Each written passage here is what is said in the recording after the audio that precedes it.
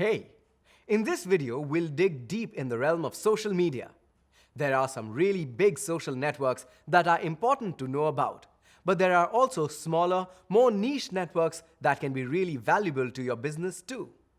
This video will help you understand what's out there and how to figure out which social networks you need to be a part of. When getting started with social media, it helps to sort all the different networks into categories so that you can understand where you need to focus your attention. Let's start with some of the biggest social networks out there. For example, Facebook, Twitter, Google+, and LinkedIn have some very big audiences. Did you know that Facebook alone has more than 1.5 billion users across the globe? This means that your existing and future customers are likely participating in these huge networks. So, if you're a business, you should probably consider having a presence on these large networks so you can find them there. But beyond the big ones, you'll also find a niche or industry-specific players that cater to specific topics or specific audiences who really know their stuff and are looking for more detailed or insider content. Think about sites like TripAdvisor for social travel reviews or Zomato in the restaurant space.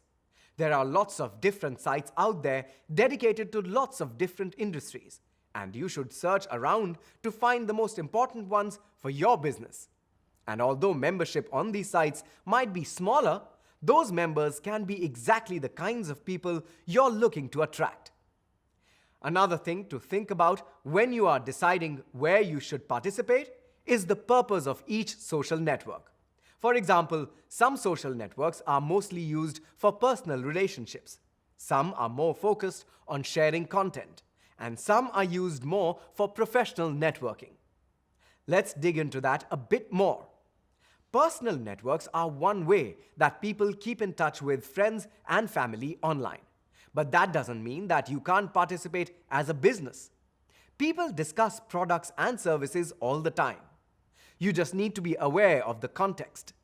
That means your updates should be light, interesting, and useful, not salesy.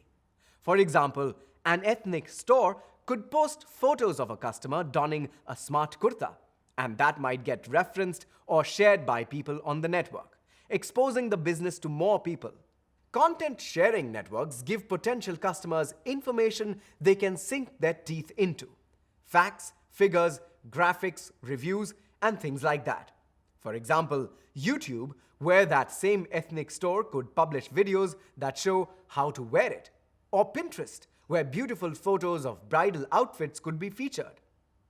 Professional networks tend to be aimed at the business world and attract people looking to network, find jobs, or hire people. Again, it's important to know your context here. You're not likely to get much of a response by trying to sell ethnic clothing here, but you might be able to locate your next employee. On the other hand, if you're a business that sells to other businesses, this might be exactly where you want to advertise your products and services to other professionals in very specific industries or job roles. In the end, it's all about understanding the objectives of each network and the people hanging out there that you want to connect with. The big networks like Facebook, Twitter, LinkedIn, Google+, YouTube, and others have lots of users, so you're likely to find lots of people there. But beyond that, you might find smaller networks dedicated to exactly what you do, filled with people who are super interested in the types of products or services you offer. With each network, spend some time looking around to see how people are using it. This will help you better understand how you can participate in the conversations or what kinds of content you might share.